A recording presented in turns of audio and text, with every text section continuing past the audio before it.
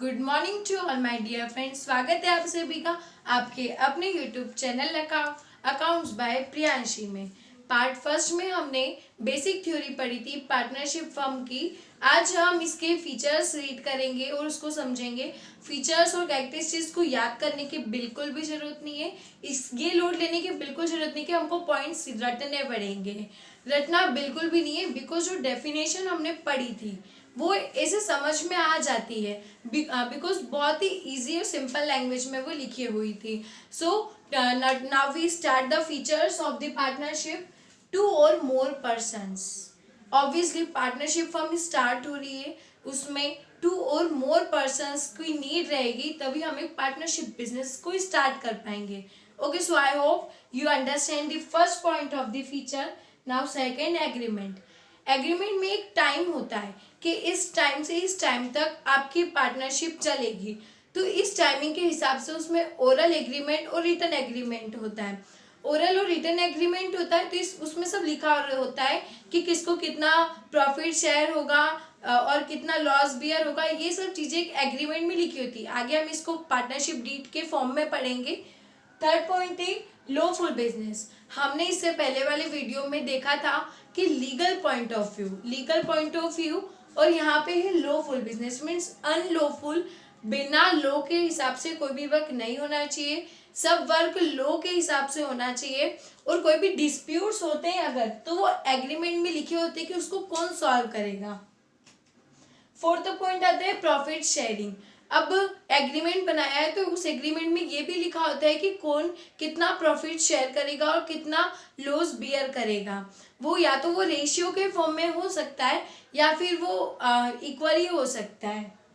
Business can be carried on by all or any of them acting for all. Business जो है वो या तो सब वर्क करेंगे उस पार्टनरशिप बिजनेस में, या फिर उन सब की जगह पर कोई एक वर्क करेगा। Okay, so I hope you learn the features of the partnership. Now we will discuss the rights of a partner. अगर पार्टनरशिप फर्म स्टार्ट कर रहे हैं तो उन पार्टनर्स का क्या राइट होगा एक फर्म के प्रति। बात ध्यान से सुनना कि उन सब पार्टनर्स का क्या दायित्व होगा एक फर्म के प्रति। तो ये राइट्स हम इसमें रीड करेंगे। Rights of a partners. Okay, rights to participate. First thing, अगर कोई पार्टनर्स की मीटिंग हो रही है तो राइट टू पार्टिसिपेट का राइट होता है उनके पास कि वो उस मीटिंग में पार्टिसिपेट कर सकते हैं। नेक्स्ट आता है टू कंसल्टेट। वो किसी पार्टनर से कंसल्ट भी कर सकते हैं अगर उनकी इच्छा है कि हमको ये डील करना है या ये वर्क हम स्टार्ट कर सकते हैं, तो वो कंसल्ट कर सकते हैं सारे पार्टनर्स मिलके। Inspect books of account. जब भी कोई बिजनेस स्टार्ट होता है तो सबसे पहले उसकी बुक्स ऑफ अकाउंट बनता है, और मोस्ट इंपॉर्टेंट थिंग कि उसका एक सीए जरूर होता है। कोई भी अगर पार्टनरशिप फर्म या पार्टनरशिप बिजनेस स्टार्ट होती है तो उसका एक सीए होता है, और उसका सीए नहीं भी होता है तो पार्टनर्स भी मेंटेन करते हैं उन बुक्स को। तो पार्टनर्स के पास राइट है कि वो उन बुक्स को देख सकते हैं, उनका इंस्पेक्शन कर सकते हैं। नेक्स्ट है शेयर प्रॉफिट एंड लॉस।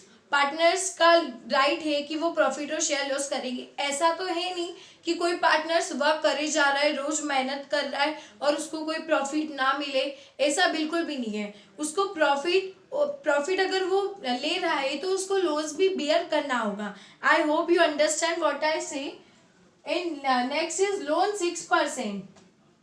अब ऐसा होता है कि कोई पार्टनर जो है वो फर्म को लोन दे रहा है। बहुत सारी बार ऐसा होता है कि फर्म डेब्ट में चली जाती है तो पार्टनर को लोन देना पड़ता है। तो पार्टनर को लोन देना पड़ता है तो फर्म को भी उसको इंटरेस्ट देना पड़ेगा ऑब्वियसली। तो उस फर्म को इंटरेस्ट देना पड़ेगा। कितने परसेंट देना पड़ेगा? 6% फर्म को इंटरेस्ट देना ही पड़ेगा, ये कंपलसरी है। नेक्स्ट है बेस्ट जजमेंट। अगर वो पार्टनर कोई जजमेंट लेना चाहता है कि नहीं ये वर्क होना चाहिए या वो ऐसा होना चाहिए, या वो कोई एक जजमेंट दे रहा है, तो ये उसके पास राइट है, वो अदर पार्टनर्स को जजमेंट दे सकता है।